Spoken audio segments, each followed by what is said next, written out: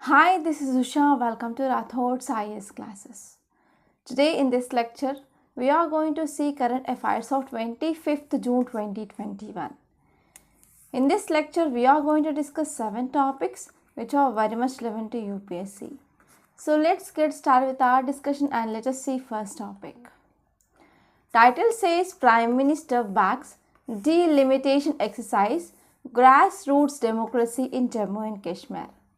So how this topic is important. So as we all know regarding background of this Jammu and Kashmir, right? So two important articles which mainly talks about a special category status of this Jammu and Kashmir. For example, Article 370 of Indian Constitution. So this article revoked by Indian government on August 5th, 2019. And our government came up with this Jammu and Kashmir Reorganization Act and divided this state of Jammu and Kashmir into two union territories. That is Union Territory of Jammu and Kashmir and next one is Union Territory of Ladakh. Right? So now this Jammu and Kashmir which has legislative assembly. So they need to go for elections. So whenever they want to go for elections in this union territory, so they need to go for now delimitation exercise, right? So this delimitation exercise is very important, okay, to divide into number of constituencies. So here what is important? So here you need to focus on what is this delimitation. So this will be important from polity point of view, which mainly comes under GS paper 2. So now let us try to talk about this article in a very great detail. First let us see context. So if you see context, it mainly says that our Prime Minister, he went for meeting with 14 leaders of 8 mainstream political parties in Jammu and Kashmir, mainly to sort their cooperation in first completing this delimitation exercise for assembly seats in union territories, mainly for getting cooperation from these 8 political parties. So he attended meeting with the 14 mainstream political parties, okay, 14 mainstream political leaders in Jammu and Kashmir. Mainly here we want to get some cooperation for completing this delimitation exercise in Jammu and Kashmir for assembly elections or assembly seats in union territory. So if you're talking about facts regarding what is this delimitation first. So delimitation mainly refers to process of fixing limits or boundaries of territorial constituencies in a state, okay. So in so and so area, when we are going for dividing of these constituencies, so it is called as delimitation exercise. So who will conduct this delimitation exercise? So this delimitation mainly taken by delimitation commission or boundary commission. So if you are talking about composition of this boundary commission or delimitation commission, so according to Delimitation Commission Act of 2002, so delimitation commission appointed by center and it has mainly 3 members. So first one is serving or retired judge of Supreme Court. He will act as chairman of this delimitation commission, and other person like chief election commissioner or election commissioner who is nominated by a CEC, that is chief election commissioner. And next one is state election commissioner who will be ex officio member, okay. So this delimitation will be very much helpful to follow principle of one value, one vote, one value principle. And why we need to go for delimitation? So first one is when we want to follow principle of one vote, one value. So this is very much important, and to provide equal representation to equal segments of population. So this delimitation is very important, and to ensure fair division of geographical areas. So one political party doesn't have any advantage over any other party. So when you want to look into fair and each and every political party which is not getting any advantage over another, we need to go for this delimitation. So this is gist of this topic, and now let us move on to next topic. Title says monsoon to be weak till July. So why this topic is important? So in our geography, which mainly comes under GS paper 1, we are having this topic, and this is important chapter in fact in your Indian geography point of view. that is a monsoon. So if you're talking about this monsoon, so you need to know what is basic background, and you need to know mechanism of this monsoon and what are the factors which are responsible for onset of this monsoon. So that will be important from your basic that is static point of view, and from here you need to know what this article it is mainly talking about. So what is role of IMD you need to think, and let me know some facts regarding this IMD and what its role in our climate predictions in India. So this topic will be important from GS1 point of view, which mainly important from especially prelims and also even mains.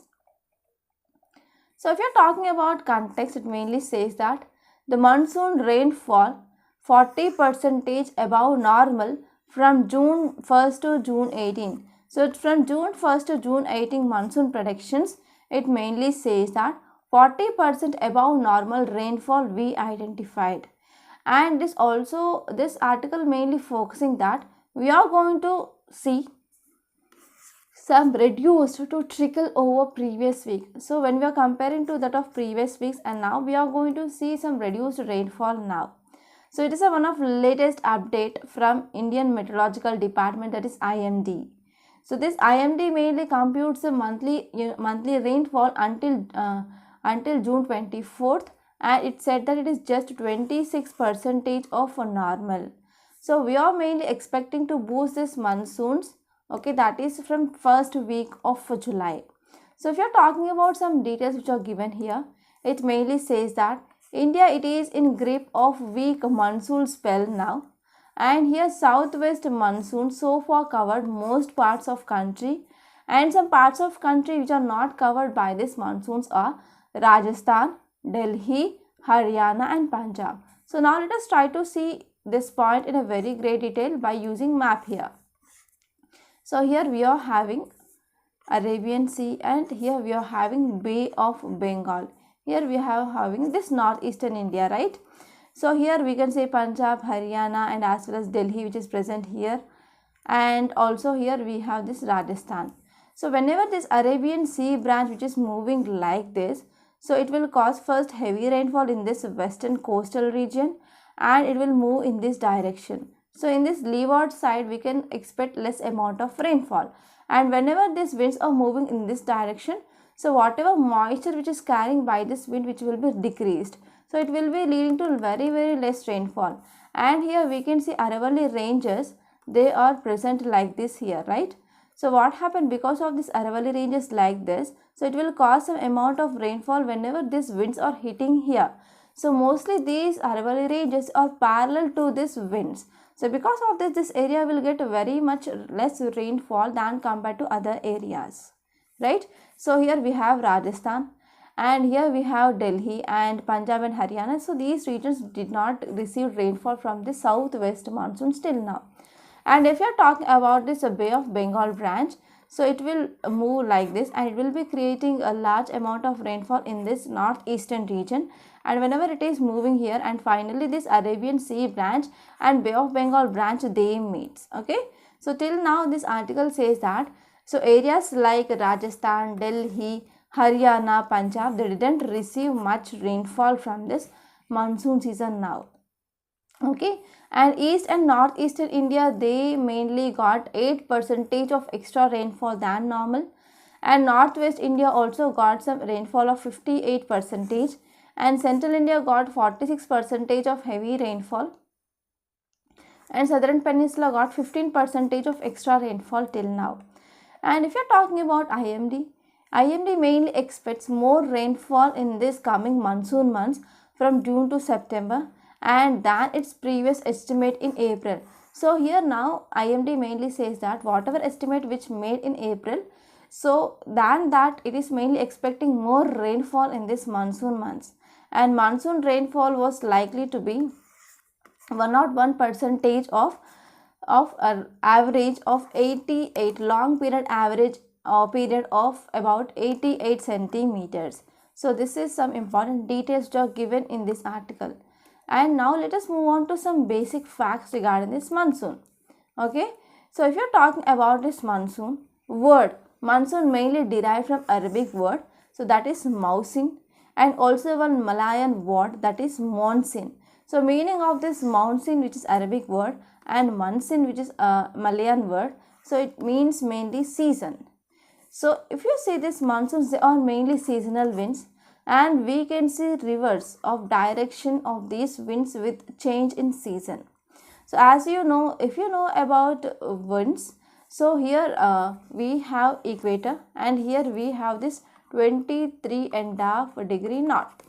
Okay, so India mainly present here, right? So what happened whenever IT season, which is moving or shifting of this intertropical convergence zone from here towards northward, then what happened? It will leads to low pressure area which is created over India, and here we can see high pressure area which is created. So normally winds will be move in this direction, right? So as you know, so winds always moves from high pressure area to low pressure area. So here high pressure area is there, here low pressure area is there. But after once it is crossing equator, because of influence of this Coriolis force, they will move towards right. So here we have Arabian Sea, and here we have this Bay of Bengal, right? So because of this, winds mainly move in this direction. So after crossing that, again the winds will move in this direction here in this northeastern India. Okay, so this is about this brief introduction regarding this monsoons. So now let us try to see what are the factors that are responsible for this monsoon onset. So first and foremost one is because of intense heating of Tibetan plateau during summer months, because of shifting of IT season towards northwards. And next one is we can see there is a permanent high pressure cell that is seen in southern Indian Ocean. So it is also one important reason. And next one is shifting of intertropical convergence zone. And next one is there is also influence of a subtropical jet stream on monsoon and tropical easterly jet. So we are going to discuss this thing in a very great detail in our Indian geography course. So if you are having any difficulty regarding geography, you can take this Indian geography course, and we are also coming up with world geography course soon.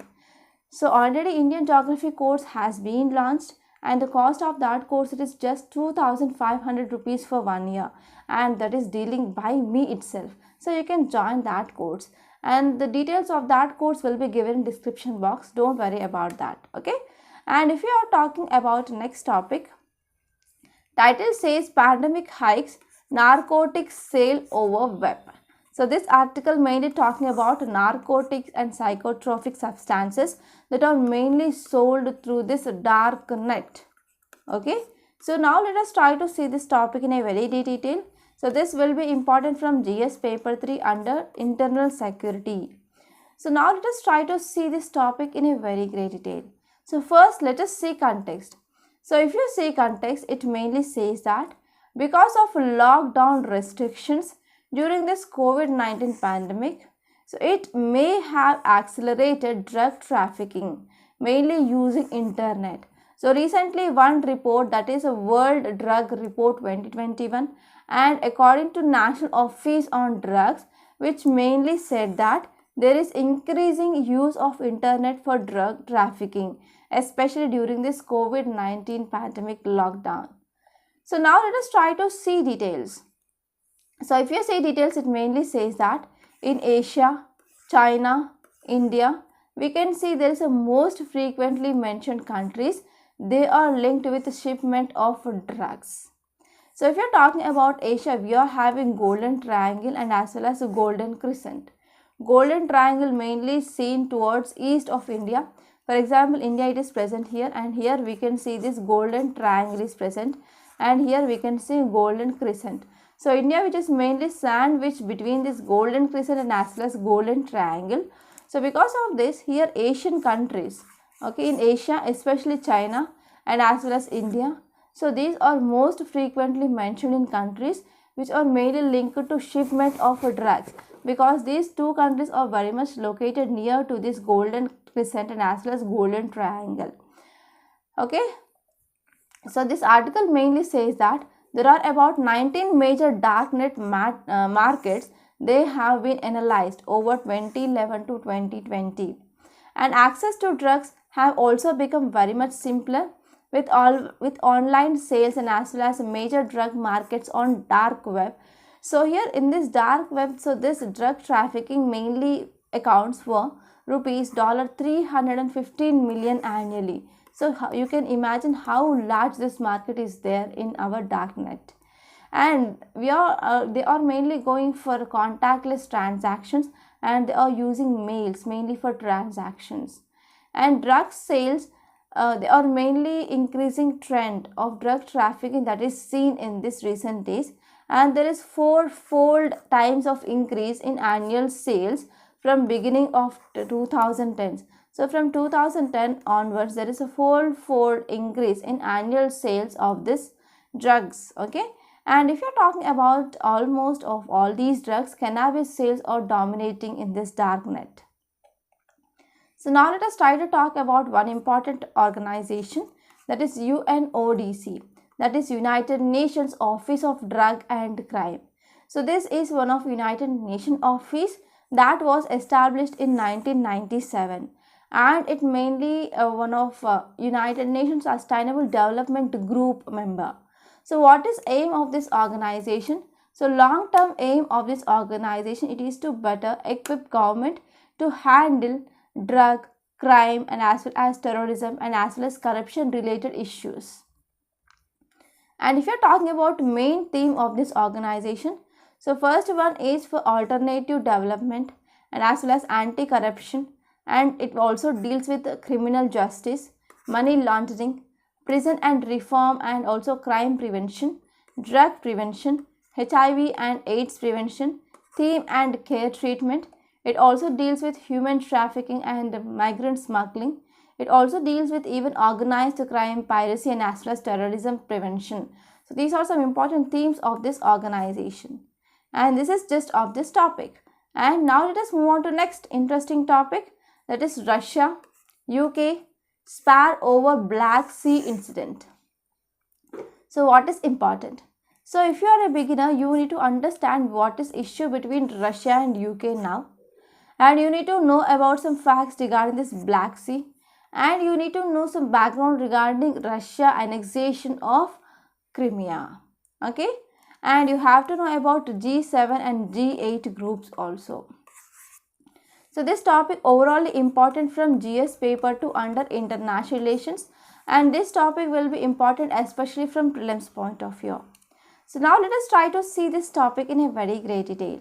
So if you see context, it mainly says that Russia accused Britain of spreading lies over warship confrontation in Black Sea, and Russia warned UK, that is London, that it would respond resolutely to any further provocative action by British Navy in coast of Russia annexed Crimea. So here it mainly says that Russia annexed Crimea. So regarding that Crimea in this coast area, so Britain naval ship that came here. So because of this, mainly Russia warned UK to remove that ship as soon as possible. So if at all these orders which are not accepted by Britain, then here Russia will go for responding by blasting bomb on that naval ship here. So this is some important thing that is going on in this area in Black Sea. So now let us try to understand background what happened here. So in 2014, Russia annexed Crimea. Okay, so Crimea which is present here. So Russia mainly annexed, so this is Crimea. So this part mainly annexed by Russia here. So this is actually part of Ukraine. So in 2014, Russia annexed this Crimea. So what happened? Why Russia annexed Crimea? Because mainly it will be very much helpful to conduct its operations or its navigation in this Mediterranean Sea. It is very much near actually here. So through this Black Sea, and it will enter into this Sea of Marmara, and it enters into this Aegean Sea, and finally it will have access to this Mediterranean Sea, mainly to increase its operations and to conduct some navigation and as well as for transport purpose. So this Mediterranean Sea also very important for Russia, and mainly there are many other countries that are showing competition in this Mediterranean Sea. So because of that, Russia mainly occupied this Crimea, and it will provide good port services for Russia actually. So Russia mainly occupied, annexed this Crimean Peninsula from Ukraine in 2014, and Russia from that 2014 onwards, it mainly considers this area which is around its Crimean coast will also comes under this Russian waters. But many Western countries, they deem that this Crimea it is to be part of Ukraine, and Western countries mainly reject Russia's claim to seas around it. So UK Prime Minister mainly said that this warship was acting in accordance with international law and it had been in international water. So UK says that we do not recognize Russian annexation of Crimea, and now we are moving in Ukraine waters but not in Russian waters. So recently what happened, Royal Naval Ship of UK, which mainly conducted some innocent passage through Ukrainian territorial waters. So it is lawful actually under international law of sea. It mainly says that whenever we are going for innocent passage, so this innocent passage need to permit vessel to pass through here. Okay, pass through another state's territorial waters, so as long as this do not affect security. That means whenever if you see here Crimea is present, and here UK's naval ship which is moving here, but it is moving here mainly to move from one point to another point, from A to B here, but it is not causing any threat to security or internal security of this Crimea, then it can go according to international law of sea. So this is the one important argument which is made by UK with Russia. So this is some background that you need to remember. And now let us try to see map of this Black Sea where it is exactly located. So this is Black Sea. And now let us see countries which are sharing boundary with Black Sea. Here we can see Turkey is present, here Georgia, here Russia, and here Ukraine, and here we have Romania, Bulgaria is present. So these are some important countries which are sharing boundary here. And here we have Sea of Marmara, and here we have Aegean Sea, and here we have this Mediterranean Sea. So you can get questions like arrange these seas from north to south or south to north. So if question is asking like to arrange from north to south, you have to see here Sea of Azov is present. So below that we are having this Black Sea, and here we have Sea of Marmara and Aegean Sea and Mediterranean Sea. So you have to see like this from north to south and as well as south to north, and you can also expect this question from east to west and west to east also. So now let us move on to next topic. Title says Standard and Poor cuts India's financial year 2022 growth forecast to 9.5%. So this article mainly talking about growth forecast of India, that too in financial year 2022. So this forecast mainly done by credit rating agency, that is Standard and Poor. So if you are a beginner, you need to focus on what is importance of this credit rating agency. So you need to know about what is the Standard and Poor. So what is the rating here? Earlier it came up with rating of 11% of growth forecast, but now it downgraded to 9.5%. So now let us try to see this topic in a very great detail. So this topic will be important regarding GS paper 3 under economy. So now let us try to see this topic in a very great detail.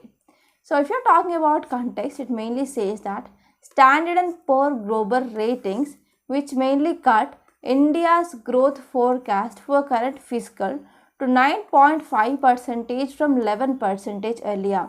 So earlier Standard and Poor came up with a growth forecast in India. It came up with forecast of 11%, and now it downgraded to 9.5%.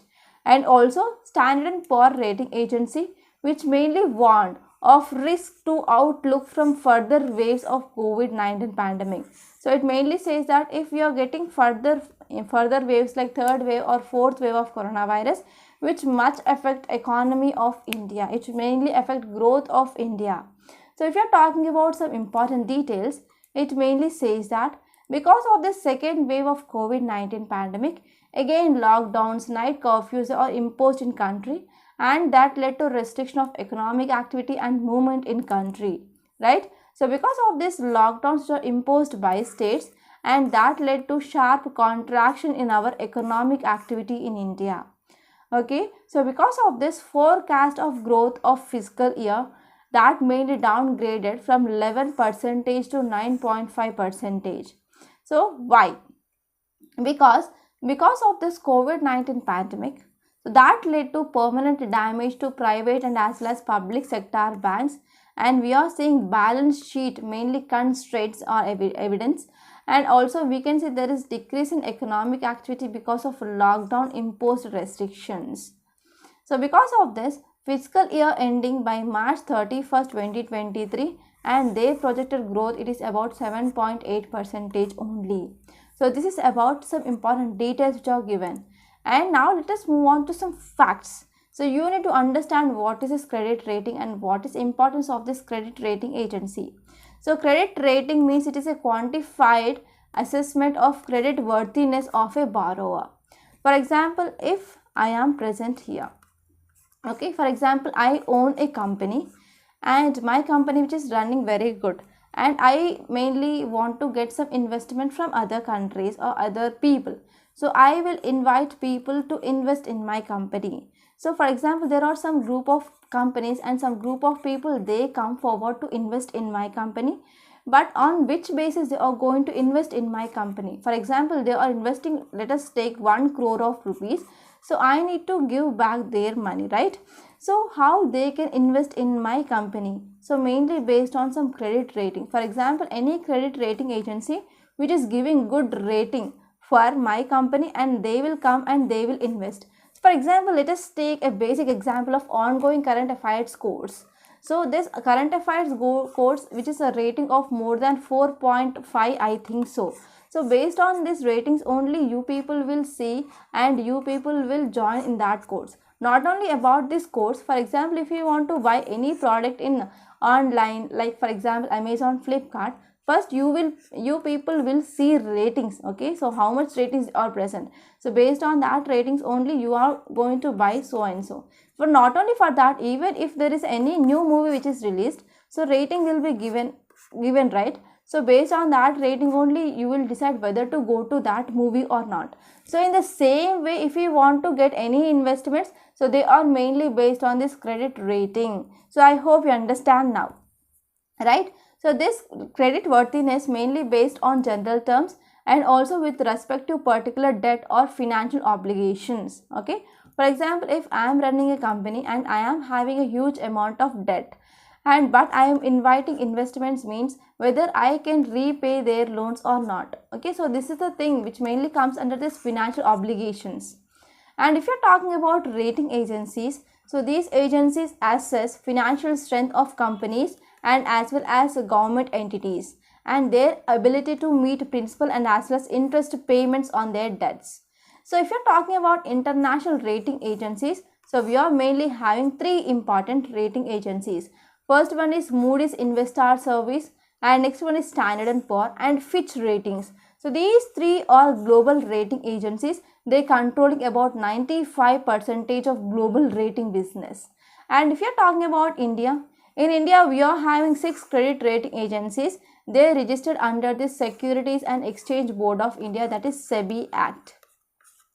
So they include CRISIL, ICRA, CARE, SMERA, Brickwork Ratings and as well as Fetch India.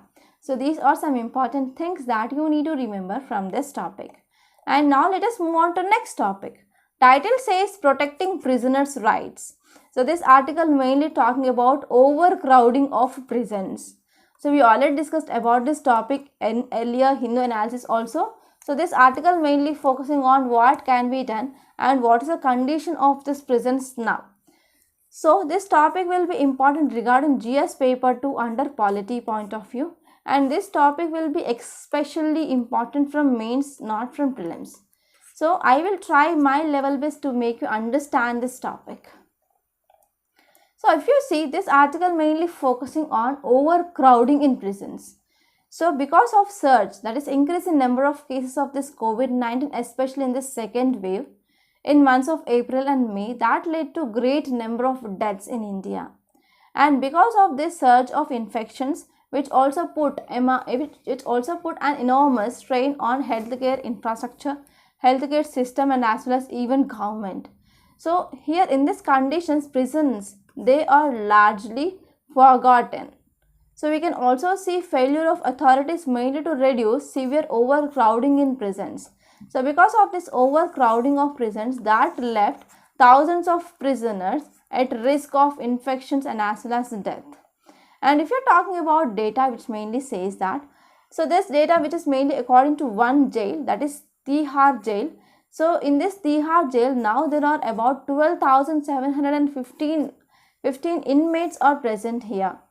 So if you're talking about capacity of this jail, capacity is just 7,425. So we are seeing now there are 12,000, more than approximately 13,000 people are present. So because of this, we can say this capacity which is mainly very overburdened in that prison. And out of this 12,000 or approximately 13,000 inmates, 11,077 people, they are under trials itself. So in this condition, we can understand how poor states of prisons are present in India. And hundreds of prisoners, they got infected during this pandemic because of overcrowding. And because of this, large number of people in prisons, they also have died. So because of this, we can say whenever there is overcrowding of prisons and that is leading to a loss of life of these prisoners, then it is violating Article 21 of Indian Constitution, which mainly talks about right to life. And these overcrowded jails are also violating human rights of these prisoners. And if you're talking about the main aim of this imprisonment, so it is mainly for deterrence. So whoever who is doing wrong, they need to be punished. And second one is we need to make some reformation in their life. But because of this overcrowding, which mainly risking lives of inmates, and there is also ignorance of poor conditions of prisons by government. And as well as because of this poor conditions and as well as there is increasing risk of lives of inmates, which is mainly adding misery for families of prisoners who are in jail. So because recently because of this COVID-19 guidelines, so physical meetings between inmates and as well as their family members are suspended. So now many families, they don't know about they don't know or they unaware about conditions of their loved ones in prisons. And recently Supreme Court also ordered that to adopt video conference technology, mainly not to go for this physical contacts or physical meetings, but we can go for this online or video conference methods, but it is not adopted wide rangely. And since this outbreak of this pandemic, human rights activists, they have been demanded for immediate release of political prisoners on humanitarian grounds, but this had not been happened. And even according to Article 14.3 subclass C of International Convent of Civil and Political Rights, which mainly said that right to trial without undue delay. Whenever people are arrested, we need to go for investigation. We need to go for with final judgment very early. But here in this context, here this article also says that so state it is bound to provide legal assistance to prisoners, and it need to ensure safe and timely release and safeguards of their rights and to a fair and speedy trial. So here this article also says that we need to go for safeguarding of rights of prisoners and we need to go for speedy trial. But this is not the reality now. And in this context, Supreme Court directed many states for releasing of inmates who are convicted and who are mainly facing trial on non-serious charges from jails. Okay, whether they can be given some regular bail or parole, so they can be released, but it is not done to large extent. And Supreme Court also directed to provide transport facility for prisoners to reach their homes also. It is also not done.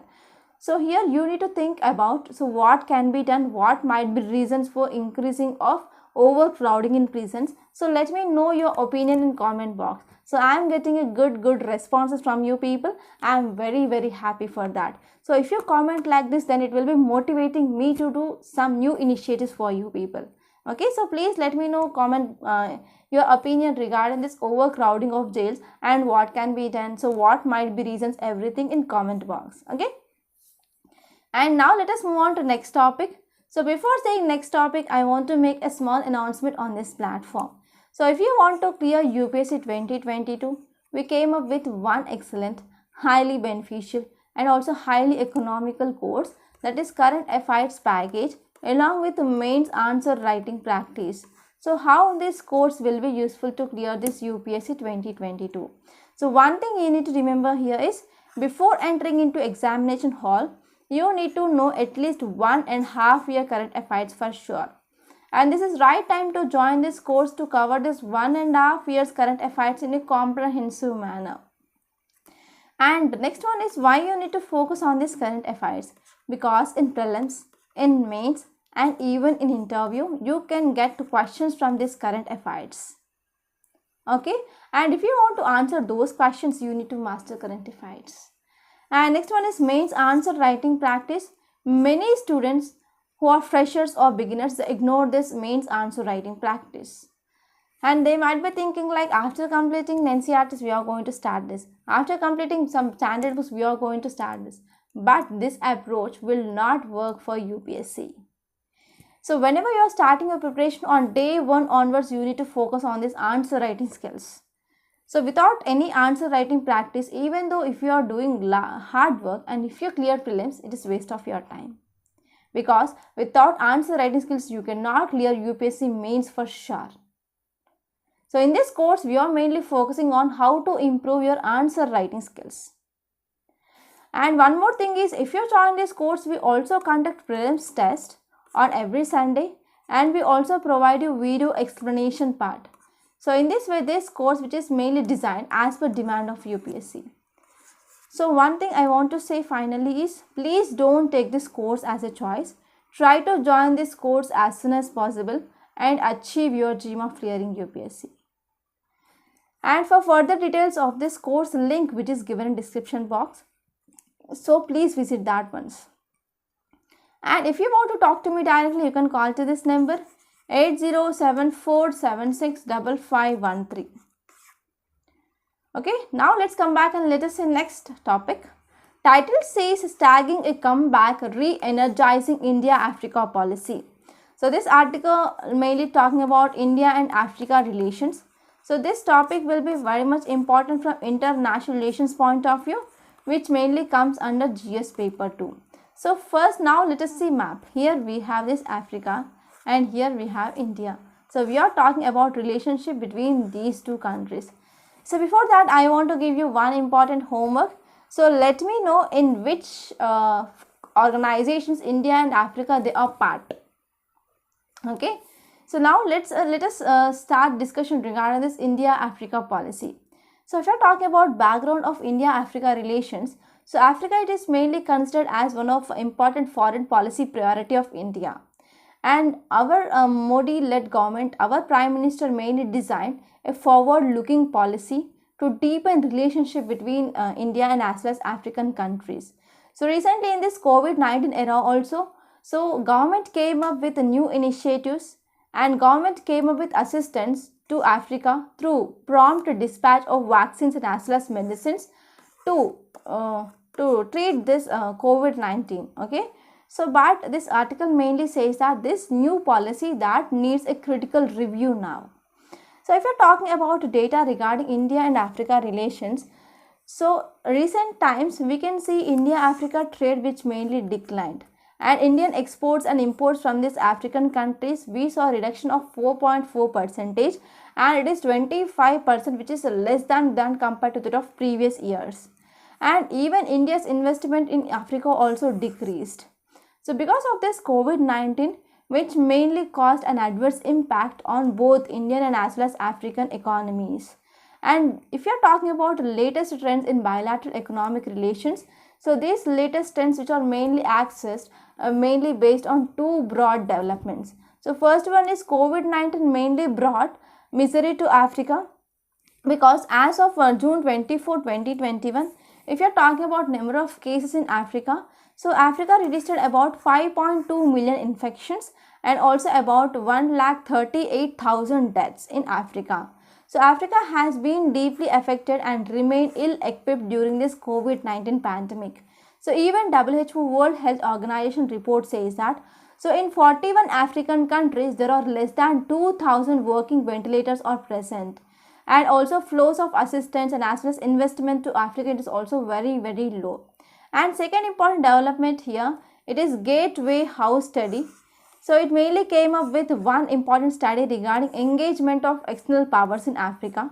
So this report mainly says that Africa experienced a sharpened international competition, that is a third scramble. So a dozens of nations from America, Europe and Asia, they are striving to assist Africa in resolving continent's political and as well as some social challenges. So these are mainly benefiting African's markets, African minerals, export of hydrocarbons, oceanic resources, etc. here. So in this way, there is expand of the geopolitical influence that is seen from African side.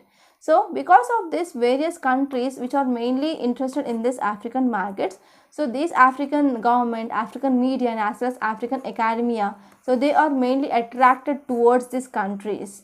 So for example, China, which is mainly successfully using this pandemic to expand its footprint in Africa. So it is mainly increased its vaccines also. So because of this increased vaccines of China, so India's vax diplomacy mainly suffered a setback now. So what can be done? So what is India's role? Africa and India, they should remain optimally engaged with both. And here recently our External Affairs Minister, United Nations Security Council, he highlighted that the voice of the Africa is not given such in United Nations Security Council. And he also highlighted about India's role in peacekeeping in Africa, and also India supports counter-terrorism operations, and also India is contributing for African institutions regarding training and capacity enhancement assistance to Africa, and also India is providing aid for economic development in African continent. So finally, author says that now it is time to seize the opportunity and as well as to restore Africa in political and as well as economic engagement. So here what happened, we need to come up with whatever the summits which are mainly postponed here. For example, the third India Africa Forum Summit, which was held in 2015. So the fourth summit mainly pending from last 1 year. So we need to go for this summit either through online mode or virtual mode, and we need to go for fresh financial resources through grants and as well as some concession loans to Africa. So already we gave some loans and as well as grants to Africa, but they are already ended. Okay. And next one is we need to go for promotion of economic relations with high priority with Africa. And finally, we need to go for developing and as well as deepening our collaboration in fields like health, space and as well as digital technology in Africa. So these are some important things that are mainly discussed in this topic. And there is one more article regarding economy. So this economy article mainly discussing about, so we are facing some economic contraction and we are seeing economic contraction in almost all sectors, and agriculture which is only showing some positive growth. And this article also add a note on inflation we are seeing because of increasing fuel prices and as well as oil prices. So we already discussed everything in a very great detail in our earlier lectures. So you can easily go through that lecture once, and as well as you can go through that editorials once, and you can easily understand what is our economical condition now. So by this we are concluding today. I hope you enjoyed this lecture. Please subscribe to my channel and don't forget to like, share and comment my videos. And don't forget to enroll this current affairs package. Thank you so much.